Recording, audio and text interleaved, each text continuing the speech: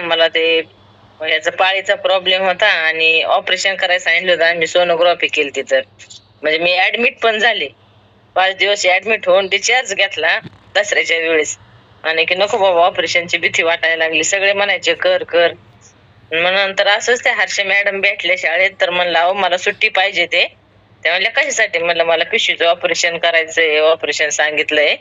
तर त्या म्हणल्या नातू त्यांच्या शाळेत ना, तर त्या म्हणल्या की ठीक आहे बाबा, पण म्हणल्या असं असं आहे, तुम्ही ते करून बघा, फरक पडला तर पडला, नाहीतर मग करा असं. तर मग मी ते पॅड वापरले, ते वाफ घेतली आणि मी मला वाटतं एक 15-20 दिवस म्हणजे 3 आठवडे जवळपास ते पॅड वापरले.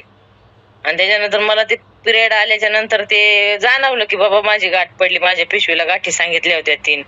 जाणवलं म्हणल्यावर मी मग मॅडमला पण सांगितलं, ह्यांना म्हणलं, हे म्हणले तुझं काही पण असते. मग नंतर मी सोनोग्राफी केली. तर सोनोग्राफीत ते डॉक्टर म्हणले अहो तुमच्या गाठीच राहिल्या नाहीत.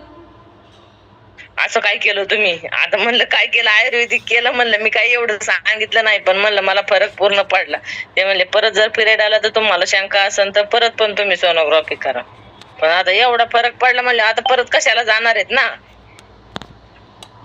पण मला ह्याचाच फरक पडलेला आहे.